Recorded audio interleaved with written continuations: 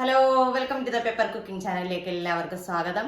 ഇന്ന് നമ്മൾ ചെയ്യാൻ പോകുന്നത് ഒരു ഐസ്ക്രീമാണ്. അതായത് അരിപ്പൊടി കൊണ്ട് നമുക്ക് വീട്ടിൽ തന്നെ ഒരു ഐസ്ക്രീം പെട്ടെന്ന് റെഡിയാക്കി എടുക്കാം. അപ്പോൾ പിള്ളേർ കൊടുത്താലും കുഴപ്പമൊന്നുമില്ലല്ലോ, കെമിക്കലൊന്നും ചേരാത്തതല്ലേ. അരിപ്പൊടി കൊടുത്താൽ പിള്ളേർ കഴിക്കത്തില്ലല്ലോ. അപ്പോൾ നമുക്ക് അരിപ്പൊടി കൊണ്ട് ഐസ്ക്രീം പോലെ ഉണ്ടാക്കി കൊടുക്കാം. അപ്പോൾ നമുക്ക് വീഡിയോയിലേക്ക് പോകാം. അപ്പോൾ നമുക്ക് ആദ്യമായിട്ട് ഒരു പാത്രം എടുക്കുക. അതിലേക്ക് 3 ടേബിൾ സ്പൂൺ അരിപ്പൊടി,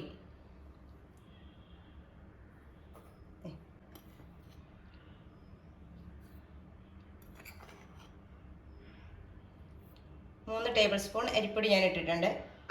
അതോടൊപ്പം തന്നെ നമുക്കിതിലേക്ക് 2 കപ്പ് പാല്, അതായത് 250 ml കപ്പിന് 2 കപ്പ്.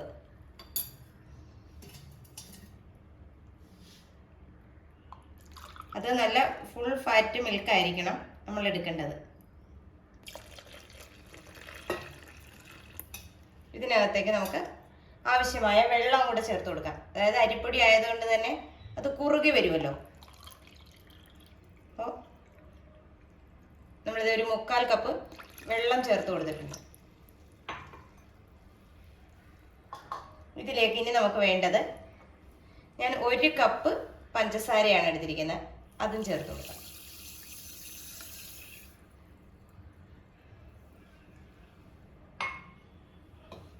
ഇനി നമുക്ക് ഇതെല്ലാം കൂടെ ഒന്ന് നന്നായിട്ട് ഇളക്കാം. അരിപ്പൊടി ആയതുകൊണ്ട് തന്നെ അത് പെട്ടെന്ന് അടിഞ്ഞു കൂടാനുള്ള ചാൻസ് ഉണ്ട്. അതുകൊണ്ട് നമ്മൾ എപ്പോഴും ഇളക്കി കൊടുക്കണം. അടുപ്പേ വെച്ചാൽ തന്നെ നമ്മൾ കൈ എടുക്കാതെ ഇളക്കണം. നമ്മൾ അടുപ്പേ വെച്ചിട്ടുണ്ട്. ഇനി നമ്മൾ കൈ എടുക്കാൻ പാടില്ല, കാരണം അരിപ്പൊടിയാണ്. അത് തന്നെയല്ല, നമ്മളൊരു സ്റ്റീൽ പാത്രത്തിലാണ് വെച്ചിരിക്കുന്നത്. അപ്പം നിങ്ങൾക്ക് നോൺ സ്റ്റിക്കിൻ്റെ പാത്രം നിങ്ങളുടെ കയ്യിലുണ്ടെങ്കിൽ അത് ഉപയോഗിക്കുന്നതായിരിക്കും കുറച്ചുകൂടെ നല്ലത്. അപ്പം എൻ്റെ ഈ നോൺ സ്റ്റിക്ക് പാത്രം ഇല്ല ഇതുപോലെ ഇളക്കാൻ പറ്റിയത്, കൊണ്ടാണ് ഞാൻ ഈ പാത്രം എടുത്തത്. എന്ത് തന്നെ ആയാലും കൈ വിടാതെ തന്നെ നന്നായിട്ട് ഇളക്കണം, കാരണം അരിപ്പൊടി ഇതാകാൻ പാടില്ലല്ലോ, അതുകൊണ്ട്. അപ്പോൾ ഇനി നമുക്കൊന്ന് തിളച്ച് വരട്ടെ, അന്നേരം കാണാം. അരിമാവ് ഏതാണ്ട് കുറുകാൻ തുടങ്ങിയിട്ടുണ്ട്. ഈ സമയത്ത് നമുക്ക് ഒരു ശകലം വാനില എസൻസ് ചേർത്ത് കൊടുക്കാം. അപ്പോൾ നിങ്ങൾക്ക് ഏത് ഫ്ലേവറാണോ വേണ്ടത് ആ ഫ്ലേവർ ചേർത്ത് കൊടുക്കാം. ഞാനൊരു ടീസ്പൂൺ വാനില എസൻസ് ചേർത്ത് കൊടുത്തിട്ടുണ്ട്.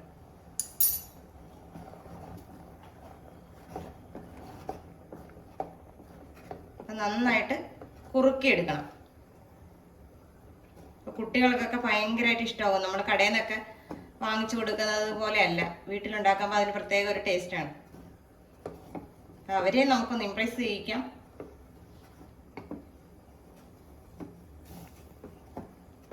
ഇതാകുമ്പോൾ ശരീരത്തിന് മറ്റു ദോഷങ്ങളൊന്നും ഇല്ലല്ലോ. നമ്മൾ വീട്ടിൽ ഉണ്ടാക്കുന്ന പലഹാരം പോലെ തന്നെ വേറൊരു, ഇപ്പം ചൂട് കാലമൊക്കെ തുടങ്ങുമല്ലേ, അപ്പം ചൂട് കാലത്ത് കഴിക്കാൻ പറ്റിയ ഒരു ഐറ്റമായിട്ട് നമുക്കിത് കൊടുക്കുകയും ചെയ്യാം.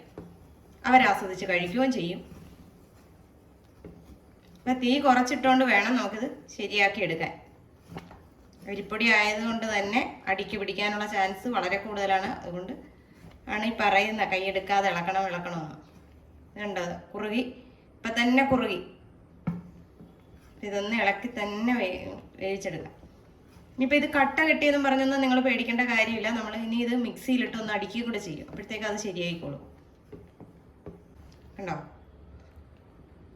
തെറിക്കുന്ന കണ്ടോ, നന്നായിട്ട് തിള വന്നിട്ടുണ്ട്. അപ്പം നമ്മൾ ഈ അരിപ്പൊടി ഒന്ന് വേകാൻ വേണ്ടിയിട്ടാണ് നമ്മളിങ്ങനെ ഇട്ട് ഇളക്കിക്കൊണ്ടേയിരിക്കുന്നത്. അത് തെറിച്ച് കയ്യിലൊക്കെ വീഴാതെ ഒന്ന് ശ്രദ്ധിക്കുക. അരിമാവ് നന്നായിട്ട് വെന്തിട്ടില്ലെങ്കിൽ നമ്മുടെ പൊടിയുടെ ചൊവ എടുത്ത് നിൽക്കും. അപ്പം അത് ഉണ്ടാകാൻ പാടില്ല. അപ്പോൾ നമ്മുടെ അരിമാവും പാലും ഒക്കെ ചേർന്ന ആ കൂട്ട് റെഡിയായി വന്നിട്ടുണ്ട്. അപ്പോൾ നമുക്കിനി തീ ഓഫ് ചെയ്യാം. ഇനി ഇതൊന്ന് തണുക്കട്ടെ. തണുക്കുമ്പോൾ ചിലപ്പോൾ കട്ട കിട്ടും, സാരമില്ല. നമുക്ക് അടുത്ത പരിപാടി ചെയ്യുമ്പോഴത്തേക്ക് അത് ശരിയായിക്കോളും. നിങ്ങൾക്കിനി വാനില എസൻസ് ഇല്ലെങ്കിൽ ഇച്ചിരി ഏലൊക്കെ പൊടിച്ച് അത് ചേർത്താലും മതി. അപ്പോൾ ഇനി ഇതൊന്ന് തണുക്കട്ടെ. നമുക്കിവിടെ നമ്മുടെ പാലും അരിപ്പൊടിയും പഞ്ചസാരയും എല്ലാം കൂടെ ചേർന്ന ആ കൂട്ട് തണുത്ത് വന്നിട്ടുണ്ട്. നമുക്കിതിനെ ഒരു മിക്സിയുടെ ജാറിലേക്ക് ഇടാം.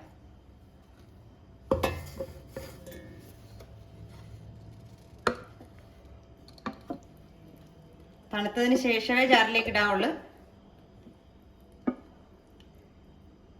നമുക്കിതൊന്ന് 2 ബാച്ചായിട്ട് അടിച്ചെടുക്കാം. നമ്മളിവിടെ ഐസ്ക്രീം സെറ്റ് ചെയ്യാനുള്ള പാത്രം റെഡിയാക്കി വെച്ചിട്ടുണ്ട്. അപ്പം ഇതിലേക്ക് നമുക്ക് ഇപ്പോൾ മിക്സിയിൽ നമ്മൾ അടിച്ചെടുത്തില്ലേ, ആ കൂട്ട് ഒഴിച്ചു കൊടുക്കാം. ഇതുപോലെ തന്നെ നമുക്ക് ബാക്കി ഇരിക്കുന്നതും കൂടെ അടിച്ചെടുക്കാം. നമ്മളിതേ ഐസ്ക്രീം 2 ബാച്ച് നമ്മൾ ഒന്ന് മിക്സിയിൽ കറക്കി എടുത്തുകൊണ്ട് വന്ന് വെച്ചിട്ടുണ്ട്. അപ്പോൾ നമുക്കിതിനി ഫ്രിഡ്ജിലോട്ട് മാറ്റാം. അപ്പോൾ ഒരു 8 മണിക്കൂറെങ്കിലും ഫ്രിഡ്ജിലിരുന്ന് നന്നായിട്ട് തണുക്കണം. അപ്പോൾ നമുക്ക് പിന്നെ കാണാം. അപ്പോൾ നമ്മുടെ ഇതേ ഐസ്ക്രീം നമ്മൾ ഇന്നലെ വെച്ചത് സെറ്റായിട്ട് വന്നിട്ടുണ്ട്. നമുക്ക് ഒന്ന് സ്കൂപ്പ് ചെയ്തെടുക്കാം.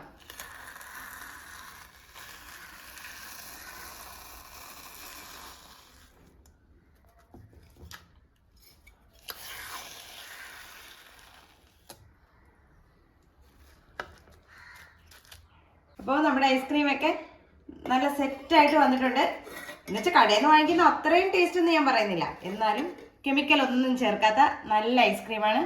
അപ്പോൾ എല്ലാവരും ഇതൊന്ന് ട്രൈ ചെയ്ത് നോക്കുക. വീഡിയോ ഇഷ്ടമായ ലൈക്ക് ചെയ്യുക, ഷെയർ ചെയ്യുക, കമൻറ്റ് ചെയ്യുക, ഒപ്പം സബ്സ്ക്രൈബ് ചെയ്യുക. നല്ലൊരു വീഡിയോ കാണുന്നവരെ ടാറ്റാ, ബൈ ബൈ.